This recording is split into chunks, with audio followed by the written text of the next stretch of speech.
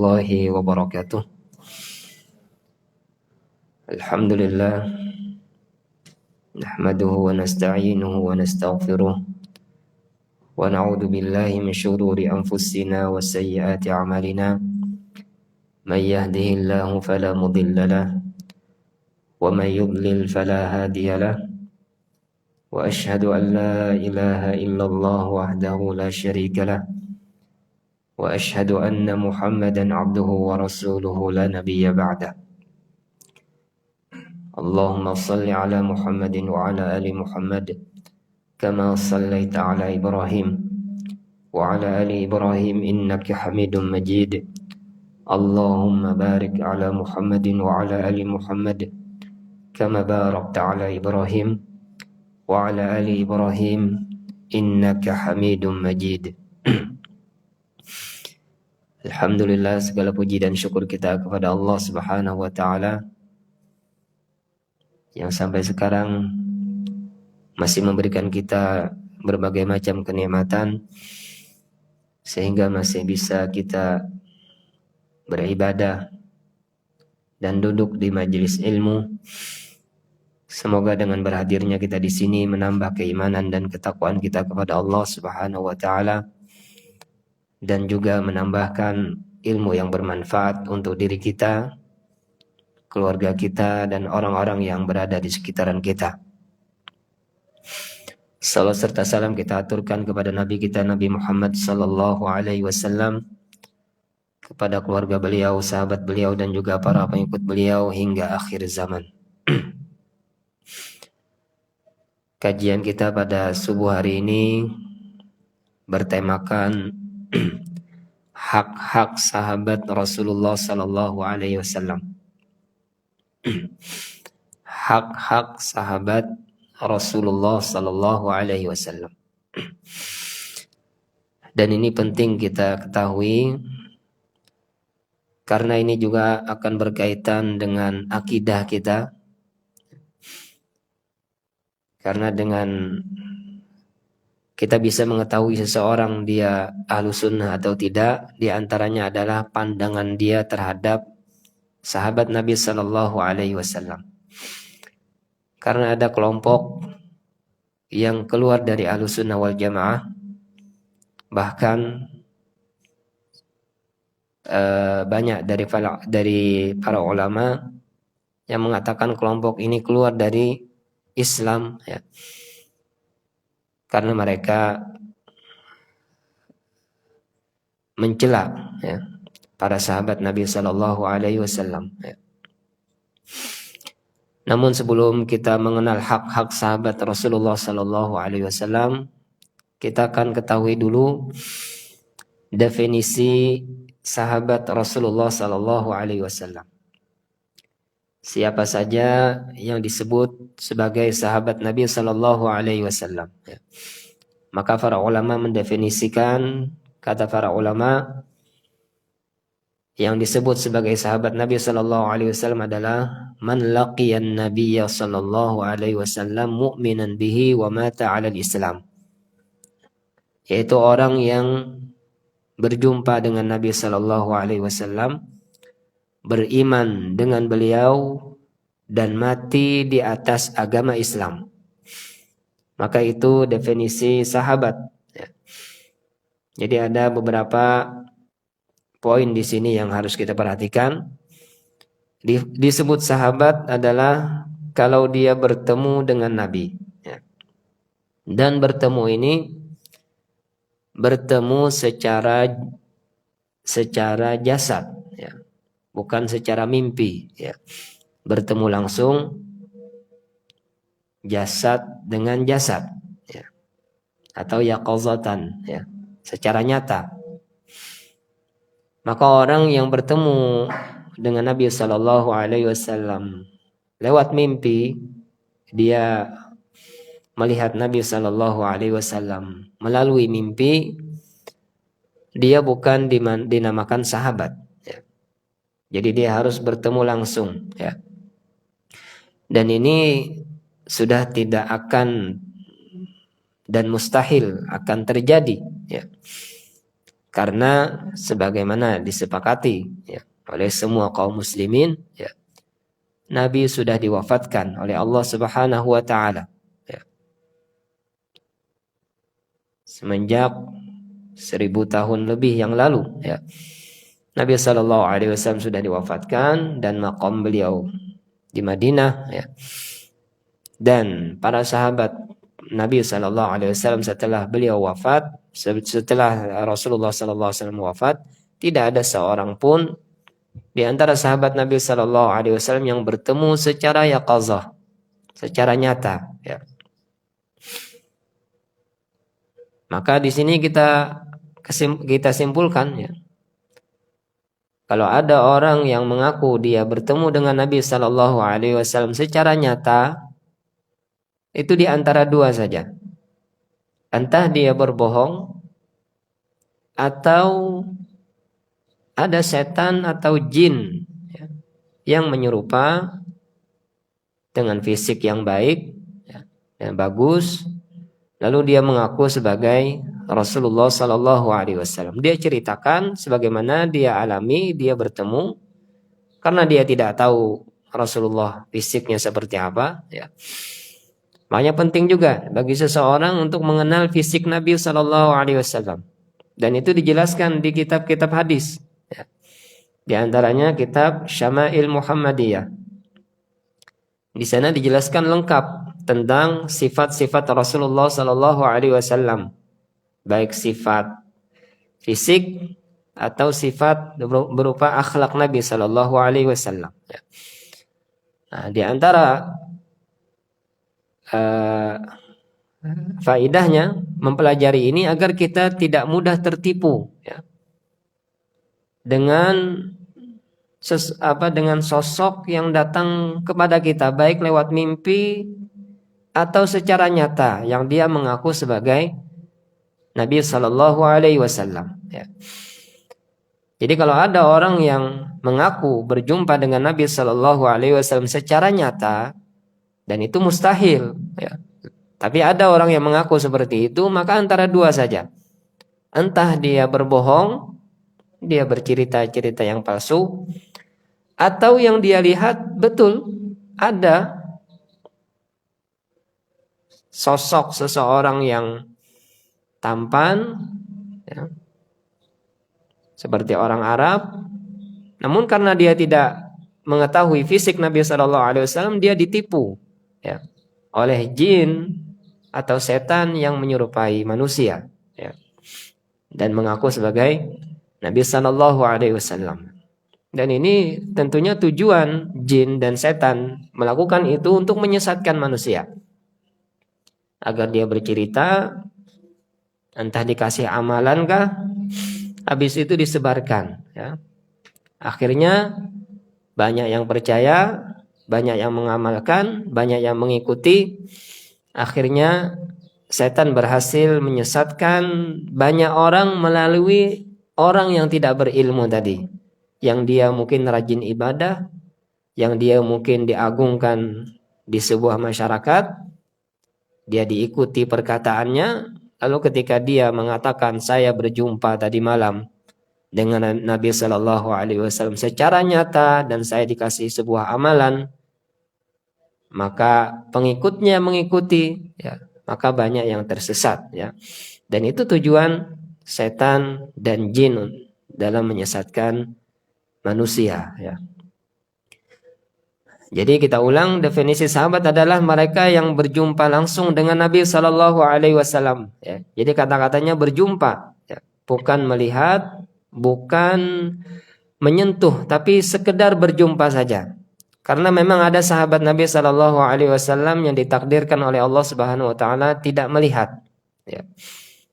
Sehingga dia pun dikatakan sebagai sahabat Nabi Sallallahu Alaihi Wasallam karena definisinya hanya berjumpa saja, ya. Mukminan bihi, tentunya yang beriman dengan Nabi Sallallahu Alaihi Wasallam.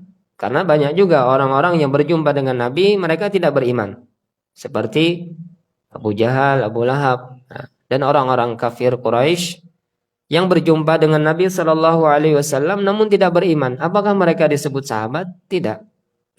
Orang-orang kafir yang berjumpa dengan Nabi, mereka tidak disebutkan sebagai sahabat Nabi Sallallahu Alaihi Wasallam. Wa mata 'alal Islam.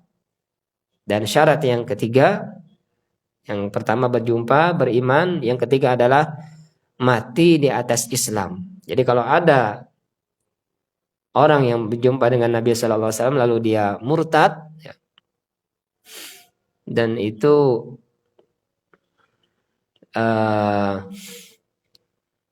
wallahu alam, ya, apakah ada, lalu dia mati di atas agama yang lain, maka juga dia tidak disebut sebagai sahabat Nabi Sallallahu Alaihi Wasallam. Ya.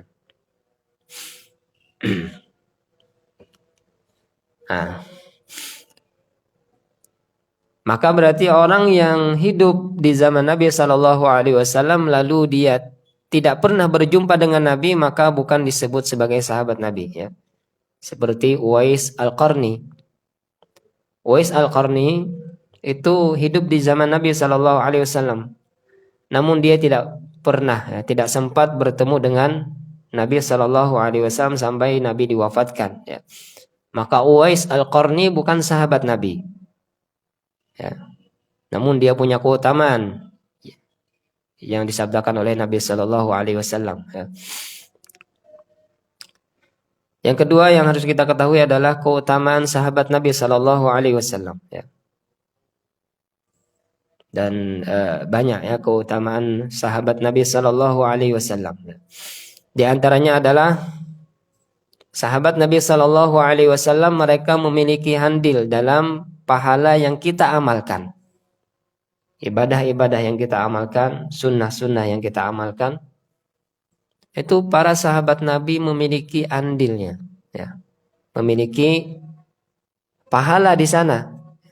Karena merekalah yang menyampaikan agama ini kepada orang-orang setelahnya. Agama ini sampai kepada kita melewati sahabat Nabi Sallallahu Alaihi Wasallam. Maka amalan apapun yang kita amalkan, maka itu akan mengalir juga kepada para sahabat Nabi Sallallahu Alaihi Wasallam yang menyebarluaskan hadis Nabi Sallallahu Alaihi Wasallam. Dan tentunya ya, mereka yang pertama kali yang menyebarkan. Tentunya mereka yang paling banyak pahalanya. Ya. Sehingga kata para ulama dari sisi ini saja orang-orang setelahnya tidak bisa mengalahkan derajat para sahabat Nabi Sallallahu Alaihi Wasallam. Dari sisi ini saja, ya. Dari sisi pahala jariyah, ya, menyebarkan hadis Nabi Sallallahu Alaihi Wasallam, dari sisi ini saja orang-orang setelahnya tidak bisa menyaingi derajat para sahabat Nabi Sallallahu Alaihi Wasallam. Karena apa yang diamalkan oleh orang-orang setelahnya itu juga pahalanya akan mengalir kepada mereka. Ya. Dan itu sesuai dengan hadis Nabi Sallallahu Alaihi Wasallam. Kata Nabi Sallallahu Alaihi Wasallam, "Man da'a ila hudan kana lahu minal ajri mithlu ujuri man tabi'ahu la yanqusu dzalika min ujurihim syai'a." Ya. Siapa yang mengajak kepada hidayah, ya, mengajak orang kepada kebaikan, maka dia akan mendapatkan pahala seperti pahala orang yang mengikuti hidayah tersebut. La yanqusu dzalika min ujurihim syai'a. Tidak berkurang dari pahala yang mereka dapatkan sedikit pun. Artinya pahala orang yang mengamalkan, pahala orang yang mengajarkan, ya, dia akan dapat sama dengan pahala orang yang mengamalkan. Ya, karena orang yang mengamalkan itu dia mengamalkan, dia tahu karena ada yang memberitahu, ya. Dan yang memberitahu ini dikasih pahala sama oleh Allah Subhanahu wa taala dengan orang yang mengamalkan tadi, ya. Maka hadis-hadis tentang sunnah-sunnah Nabi, ya, amaliyah, ya, tentang apa saja, ya, petunjuk Nabi Sallallahu Alaihi Wasallam, ya, yang diamalkan oleh kaum muslimin sampai sekarang, ya, maka itu mengalir kepada para sahabat Nabi Sallallahu Alaihi Wasallam yang menyampaikan hadis tersebut kepada orang-orang setelahnya, ya. Keutamaan yang kedua yang dimiliki oleh para sahabat Nabi Sallallahu Alaihi Wasallam adalah para sahabat Nabi Sallallahu Alaihi Wasallam dibimbing langsung oleh Allah dan Rasulullah Sallallahu Alaihi Wasallam. Ya. Jadi para sahabat Nabi itu langsung dibimbing oleh Allah dan Rasulullah Sallallahu Alaihi Wasallam. Sehingga kalau ada kesalahan baik dalam bentuk akidah atau amaliyah, maka langsung ditegur oleh Allah, langsung ditegur oleh Rasulullah Sallallahu Alaihi Wasallam. Kenapa langsung ditegur? Ya. Karena memang zaman mereka itu adalah zaman masih diturunkannya wahyu, dan nanti generasi mereka ini sebagai generasi patokan. Agama yang benar itu agama yang seperti sahabat. Jadi tidak dibiarkan oleh Allah dan Rasulullah Sallallahu Alaihi Wasallam ada kesalahan dalam amaliyah, apalagi akidah pada sahabat-sahabat Nabi Sallallahu Alaihi Wasallam. Ya. Makanya bisa dijadikan hujah. Ya. Apa yang diamalkan oleh para sahabat Nabi itu bisa dijadikan hujah. Ya. Makanya para ulama berhujah, ya, azal itu boleh. Karena para sahabat Nabi melakukan dan tidak ada teguran dari Allah Subhanahu wa taala. Ya. Azal, ya. Azal itu berhubungan badan, namun air spermanya dikeluarkan di luar, ya. Tidak ditumpahkan di dalam, ya. Tapi dikeluarkan di luar, ya. Tujuannya diantaranya agar mengatur kelahiran, ya. Karena dulu tidak ada KB, ya. Di zaman Nabi Sallallahu Alaihi Wasallam tidak ada KB. Maka diantara caranya adalah tidak memasukkan air sperma, ya, ke dalam kemaluan perempuan ketika berhubungan badan, tapi dikeluarkan, ya. Ketika mau keluar dikeluarkan di tempat di luar, ya. Nah, ini para ulama mengatakan ini boleh, ya, dengan perkataan sahabat. Kata para sahabat, kunna na'zil wal Qur'anu yanzil. Kami melakukan azal ketika Quran masih diturunkan.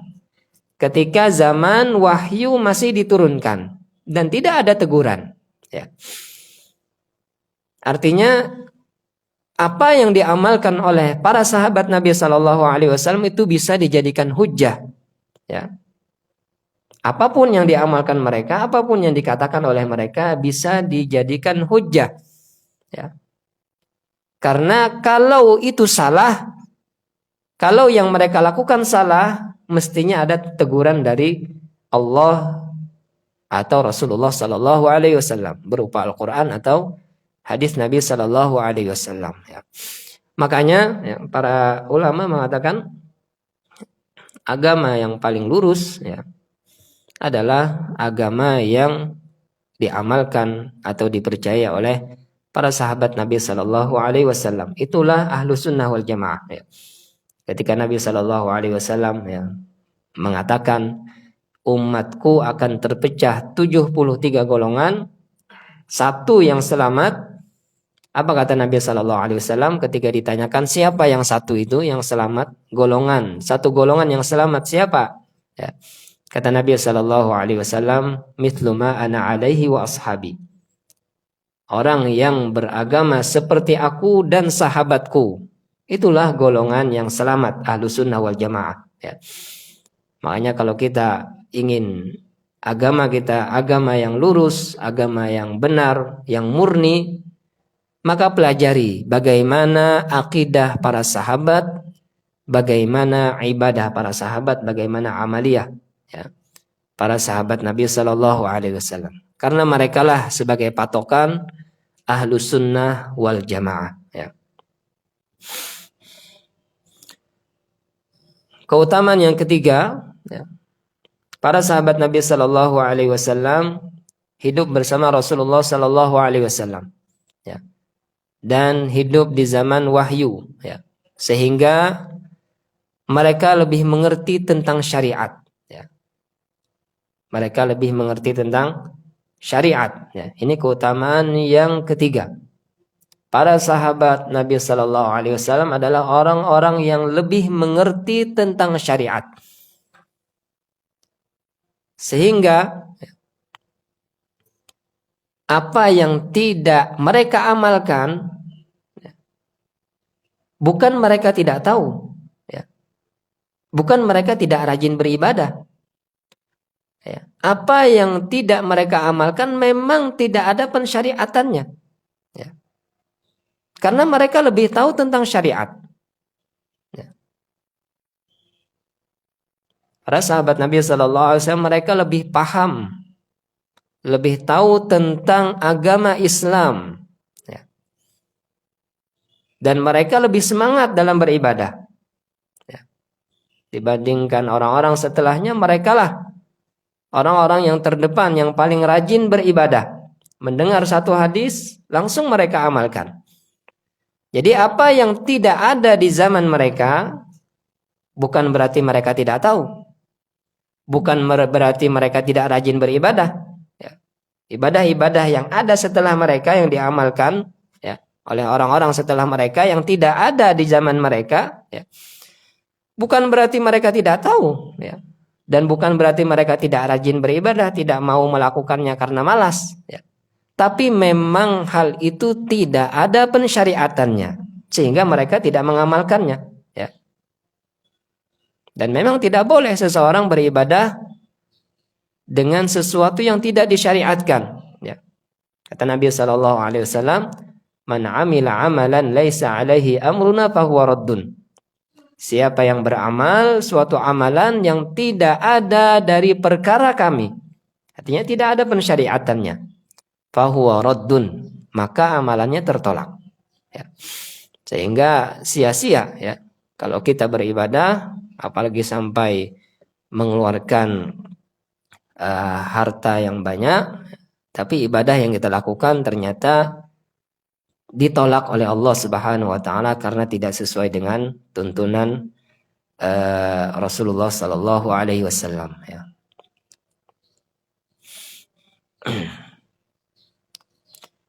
Keutamaan yang selanjutnya keempat adalah mereka adalah orang-orang yang dipuji oleh Allah dan Rasulullah sallallahu alaihi wasallam ya. Allah taala memuji di dalam ayatnya ya. والسابقون الأولون من المهاجرين والأنصار والذين اتبعوهم بإحسان رضي الله عنهم ورضوا عنه وأعد لهم جنات تجري تحتها الأنهار خالدين فيها أبدا ذلك الفوز العظيم. Surah Taubah ayat 100. Kata Allah, firman Allah Subhanahu wa taala, pujian terhadap para sahabat Nabi sallallahu alaihi wasallam. Was-sabiqunal awwalun, dan orang-orang yang terdahulu masuk Islam, minal muhajirin wal ansar, dari kaum muhajirin, orang-orang Mekah yang berhijrah ke Madinah, wal ansar, dan orang-orang Ansar, sahabat Nabi sallallahu alaihi wasallam yang berada di Madinah, walladzina tabauhum, dan orang-orang yang mengikuti mereka bi ihsan, dengan cara yang baik. Apa kata Allah Subhanahu wa taala? Radhiyallahu anhum wa radu'an. Allah meridhai mereka dan mereka pun ridha kepada Allah. Wa a'adda lahum jannatin tajri tahtaha al-anhar, dan Allah menyiapkan, menjanjikan kepada mereka surga-surga yang dialiri di bawahnya sungai-sungai, khalidina fiha abada, mereka kekal di dalamnya, dzalikal fauzul azim, dan itulah keberuntungan yang besar ya. Jadi di sini Allah Subhanahu wa taala memuji mereka ya, dengan kata-kata was-sabiqunal awwaluna minal muhajirin wal ansar ya. Orang-orang yang terdahulu dari para sahabat Nabi sallallahu alaihi wasallam, dari kaum muhajirin dan ansar ya. Dan mereka sebagai ikutan ya. Sebagaimana Allah Ta'ala firmankan, walladzina taba'uhum, dan orang-orang yang mengikuti mereka. Artinya mereka sebagai ikutan dalam beragama ya. Maka kita kalau mau beragama dengan yang agama yang benar, agama yang lurus, yang murni, maka ikutilah agamanya sahabat Nabi Sallallahu Alaihi Wasallam. Bagaimana caranya Ustaz mengikuti agama sahabat Nabi sedangkan sahabatnya sudah wafat semuanya? Ya dengan belajar ya. Karena nukilan-nukilan ya, itu sampai sekarang ada ya. Buku-buku yang menerangkan tentang menyimpulkan ya, tentang akidah para sahabat, ibadahnya para sahabat ya. Itu ada sampai sekarang ya. Tinggal dipelajari ya. Dan Nabi SAW juga memuji ya sahabatnya dengan sabdanya sallallahu alaihi wasallam, kata Nabi sallallahu alaihi wasallam, khairun nasi qarni tsumma alladhina yalunahum tsumma alladhina yalunahum. Generasi manusia yang paling baik adalah generasiku ya. Artinya generasi yang paling baik ya selama manusia hidup dari zaman Nabi Adam sampai akhir zaman, generasi yang paling baik adalah generasiku. Generasi ketika aku dan para sahabatku hidup. Ini memang generasi yang paling baik ya. Selama di dunia ya. Generasi yang paling baik adalah generasi para sahabat Nabi sallallahu alaihi wasallam. Tsummal ladzina yalunahum tsummal ladzina yalunahum. Kemudian generasi setelahnya, kemudian generasi setelahnya ya. Nah, di sini dipuji oleh Nabi Shallallahu Alaihi Wasallam, para sahabat adalah mereka orang-orang yang hidup di generasi yang paling baik, ya. Tentunya paling baik menurut agama, ya. Walaupun mereka secara dunia, ya, mungkin dikalahkan, ya, karena tidak secanggih zaman kita, ya. Tapi mereka secara agama ya, secara akhlak, ibadah ya, merekalah orang-orang yang paling baik generasinya dibandingkan generasi sebelum atau sesudahnya ya. Dan Nabi Shallallahu Alaihi Wasallam mengancam ya orang-orang yang mencela para sahabat Nabi Shallallahu Alaihi Wasallam. Kata Nabi Shallallahu Alaihi Wasallam, la tasubbu ashabi fawalladhi nafsi biyadih law anna ahadakum anfaqa mithla uhudin dahaban ma adraka mudda ahadihim wala nasifah. Kata Nabi sallallahu alaihi wasallam, jangan pernah kalian mencela sahabatku ya. Maka demi Allah, jikalau di antara kalian ada yang berinfak emas seperti gunung Uhud. Gunung Uhud itu besar. Kalau tidak salah panjangnya 8 km ya. Tingginya lupa ya. Besar. Nah, jikalau ada di antara kita yang berinfak emas sebesar gunung Uhud, apa kata Nabi sallallahu alaihi wasallam? Ma adraka mudda ahadihim wala nasifah. Tidak akan menyaingi satu mud infaknya sahabat atau setengah mud ya. Mud kita zakat fitrah itu 4 mud ya. Kita zakat fitrah itu satu so' itu 4 mud ya. Nah itu 1/4 dari itu sahabat berinfak, kita berinfak 1 gunung emas ya, tidak sama. Tidak bisa menyaingi infaknya sahabat Nabi walaupun hanya 1 mud, bahkan disebutkan oleh Nabi wala nasifah. Tidak juga setengah mud. Ya.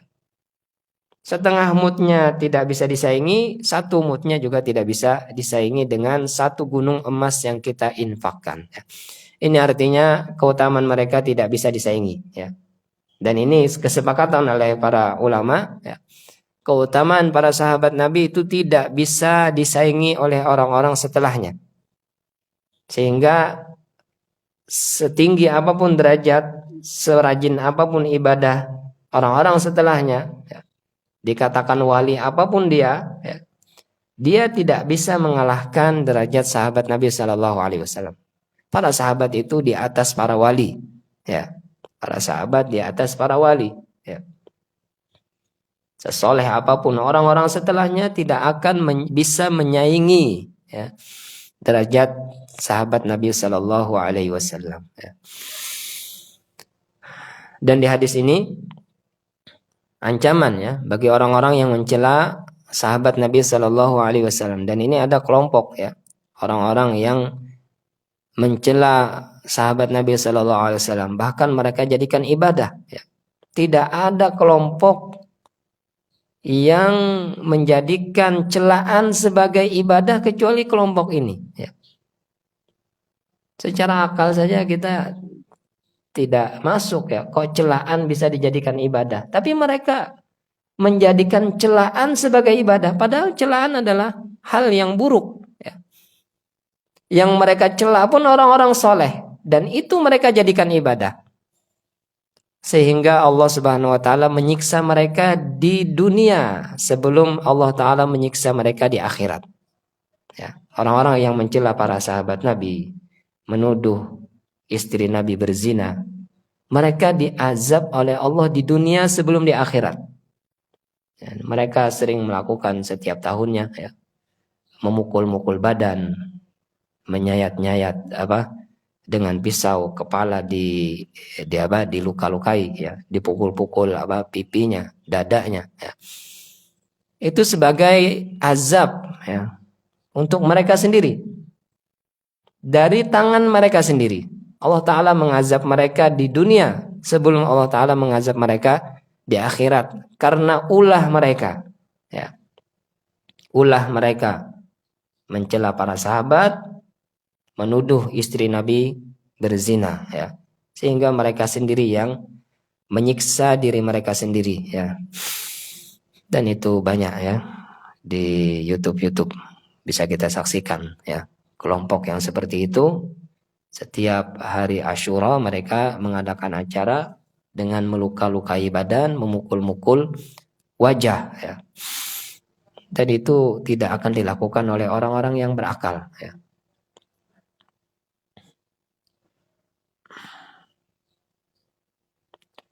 Langsung kita memasuki hak-hak sahabat Nabi Sallallahu Alaihi Wasallam. Satu, ya, hak sahabat Nabi Sallallahu Alaihi Wasallam yang harus kita tunaikan adalah kita wajib mencintai mereka. Orang-orang setelah mereka, ya, wajib mencintai para sahabat Nabi Sallallahu Alaihi Wasallam. Sehingga kalau ada orang yang benci dengan sahabat Nabi, ya, maka dia keluar dari Ahlus Sunnah. Bahkan bisa jadi, ya, dikhawatirkan dia keluar dari Islam. Ya. Allah Subhanahu wa taala berfirman, "Walladzina ja'u min ba'dihim yaquluna rabbana ighfir lana wa li ikhwanina alladhina sabaquna bil iman wa la taj'al fi qulubina ghillan lil ladzina amanu rabbana innaka ra'ufur rahim."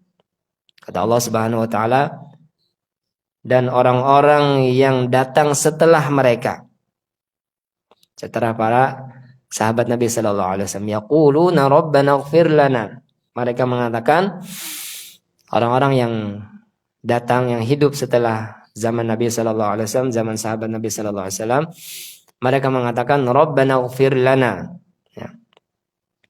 Ya Allah, Rabb kami, ampunilah dosa kami, wali ikhwanina alladhina sabaquna bil iman, dan ampuni juga dosa saudara-saudara kami yang mendahului kami dengan keimanan, yaitu para sahabat Nabi Sallallahu Alaihi Wasallam. Ya. Kita diperintahkan untuk mendoakan mereka, ya. Dan tentunya kita tidak bisa mendoakan mereka kalau kita tidak suka dengan mereka, ya. Wala taj'al fi qulubina ghillan lil ladzina amanu. Jangan kau jadikan di hati kami kebencian bagi orang-orang yang beriman. Rabbana innaka ra'ufur rahim. Wahai Rabb kami, sesungguhnya Engkau Maha lembut dan Maha penyayang, ya. Nah, di hadis ini ya Allah Subhanahu wa taala memuji ya orang-orang yang hidup setelah para sahabat Nabi sallallahu alaihi wasallam dengan mendoakan sahabat Nabi sallallahu alaihi wasallam ya. Wa li ikhwanina alladziina sabaquna bil iman ya. Ampunilah juga dosa-dosa orang-orang yang mendahului kami dengan keimanan ya, yaitu para sahabat Nabi sallallahu alaihi wasallam ya. Dan Nabi sallallahu alaihi wasallam bersabda, ayatul iman hubbul ansar wa ayatun nifaqi bughdul ansar. Tanda keimanan adalah mencintai orang-orang Ansor. Sahabat Nabi sallallahu alaihi wasallam yang berada di Madinah. Orang-orang Madinah ya. Jadi dijadikan oleh Nabi sallallahu alaihi wasallam kecintaan kita kepada sahabat itu dijadikan sebagai bukti keimanan. Dan sebaliknya ya, bukti kemunafikan kata Nabi sallallahu alaihi wasallam wa ayatun nifaqi bughdul ansar. Bencinya terhadap orang-orang Ansar. Nah, ini sebagai tanda keimanan dan kemunafikan. Ya, pandangan kita kepada sahabat, bencikah kita, cintakah kita, itu sebagai bukti keimanan atau kemunafikan seseorang ya. Dan perkataan Imam Malik, kata Imam Malik, kana salafu yu'allimuna auladahum hubba Abi Bakrin wa Umar kama yu'allimuna surata minal Qur'an. Kata Imam Malik rahimahullah, adalah ulama-ulama salaf kita dahulu ya, mereka mengajarkan anak-anak mereka kecintaan terhadap Abu Bakar dan Umar sebagaimana mereka mengajarkan satu surah dari Al-Quran. Artinya penting ya. Mengajarkan kepada anak kita mencintai Abu Bakar dan Umar itu sangat penting. Bahkan para ulama salaf dulu ya, mengajarkan kecintaan terhadap anaknya kepada Abu Bakar dan Umar seperti mereka mengajarkan satu surah dari Al-Quran. Sebagaimana kita mengatakan belajar Al-Quran penting, maka mengajarkan kecintaan anak kita terhadap para sahabat Nabi sallallahu alaihi wasallam itu juga penting. Karena itu nanti akan berpengaruh kepada akidahnya. Ya. Kalau kita tanamkan dari kecil, ya, tidak boleh mencela sahabat, harus mencintai mereka. Ya. Sehingga nanti mereka kuat dengan akidah itu. Nanti kalau ada pemahaman-pemahaman yang datang, yang dia dengar, yang dia lihat, ya, namun mereka sudah kuat dengan akidah yang kita tanamkan semenjak kecil, maka mereka kuat. Ya. Tapi kalau kita tidak pernah menanamkan itu, ya, tidak pernah memberikan atau mengajarkan kepada mereka kecintaan terhadap para sahabat, sehingga apa yang mereka dengar nanti ya, setelah mereka besar, apa yang mereka baca, ya, apa yang mereka dapatkan dari orang lain, ya, itu bisa menjadi subhat, ya, bisa menjadi kerancuan ya pada mereka dalam sisi akidah ya.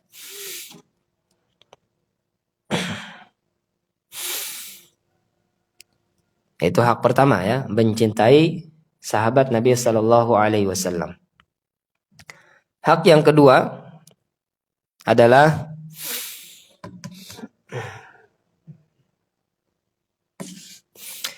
mempercayai mereka mempunyai keutamaan yang tidak dimiliki oleh orang-orang setelah mereka. Mereka paling mulia umat, paling paham tentang kebenaran. Ini sudah kita jelaskan tadi ya, tapi ini juga termasuk hak mereka. Kita mempercayai mereka memiliki keutamaan yang tidak dimiliki oleh orang-orang setelahnya. Ya. Dan mereka paling mulia umat dan paling paham tentang kebenaran. Itu yang kita harus percayai. Ya. Yang harus kita percaya, yang harus kita yakini tentang mereka adalah mereka memiliki keutamaan yang tidak dimiliki oleh orang-orang setelah atau sebelum mereka. Dan mereka paling paham tentang agama, paling mulia umat ya, dari semenjak penciptaan awal manusia sampai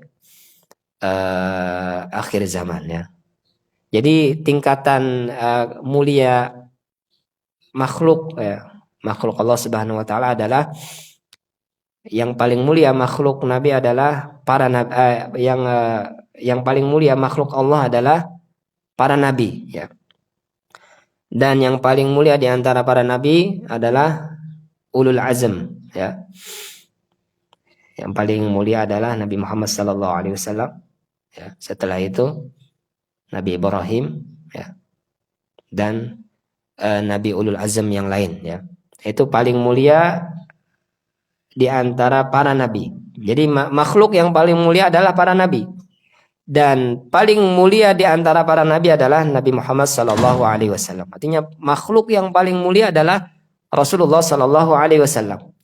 Setelah derajat para nabi, paling mulia adalah para sahabat. Paling mulia adalah para sahabat.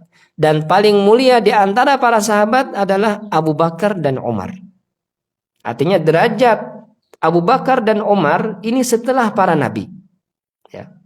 Jadi makhluk Allah yang paling mulia adalah para nabi. Setelah para nabi adalah Abu Bakar dan Umar dan sahabat-sahabat yang lain. Ya. Baru setelah itu para wali-wali Allah Subhanahu wa taala dan orang-orang yang beriman ya.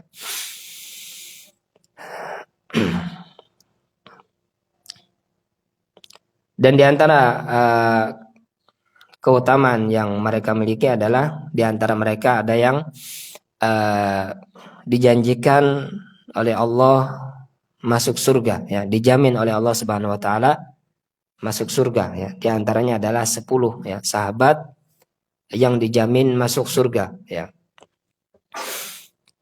Yaitu Abu Bakar, Umar, Utsman, Ali, Sa'ad, Sa'id, Abdurrahman bin Auf, Talha, Amir dan Zubair ya.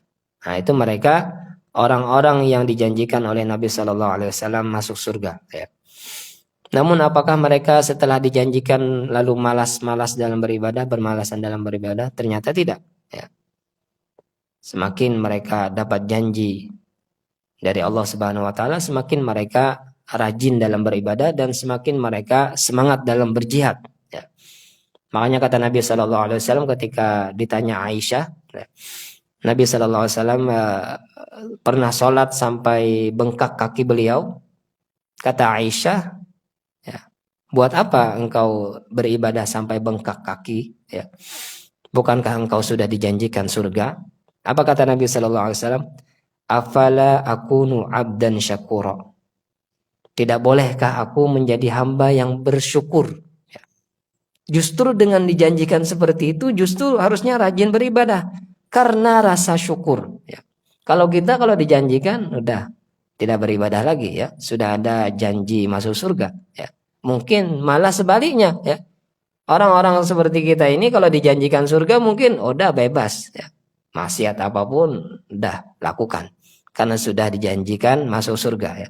Berbeda dengan Rasulullah dan orang-orang bersama beliau, sahabat Nabi sallallahu alaihi wasallam, semakin dijanjikan surga, semakin mereka semangat dalam beribadah, semakin mereka semangat dalam berjihad. Dalam bentuk apa? Syukur kepada Allah Subhanahu wa taala ya. Dan memang ya, ibadah kita itu adalah bentuk syukur ya. Bentuk syukur kita kepada Allah Subhanahu wa taala ya.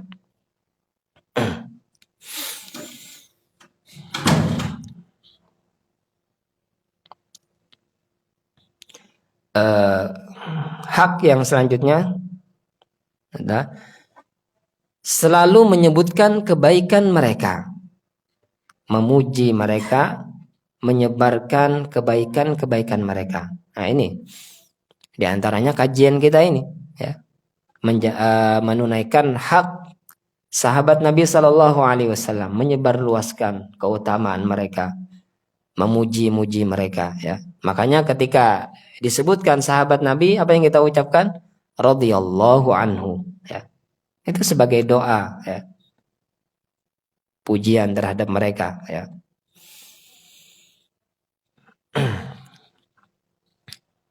Maka itu hak mereka ya. Kita mendoakan mereka, memuji mereka, dan menyebarkan kebaikan-kebaikan mereka. Ya. Maka ilmu yang kita sebarkan, ya, yang diajarkan oleh para sahabat Nabi Sallallahu Alaihi Wasallam, ya, maka itu sebagai bentuk juga menunaikan hak mereka. Ya. Dan di sini ada perkataan seorang ulama, qala Ibnu Abi Zamanain, ya. Berkata Ibnu Abi Zamanain, kata beliau, wa min qawli ahli sunnah ay ya'taqidal mar'u al-mahabbata li ashabin nabi sallallahu alaihi wasallam wa ay yanshura mahasinahum wa fadailahum. Ya. Di antara perkataan ahlu sunnah, ya, tentang sahabat Nabi sallallahu alaihi wasallam adalah seseorang harus beriktikad kecintaan terhadap sahabat Nabi Sallallahu Alaihi Wasallam, harus tertanam di hatinya kecintaan kepada sahabat Nabi Sallallahu Alaihi Wasallam, dan harus tertanam di hatinya untuk menyebarkan kebaikan-kebaikan dan keutamaan-keutamaan para sahabat Nabi Sallallahu Alaihi Wasallam. Ya. Nah, ini termasuk perkataan ahlu sunnah. Ya. Jadi ahlu sunnah mereka mencintai sahabat dan menyebarluaskan kebaikan para sahabat. Hak yang kelima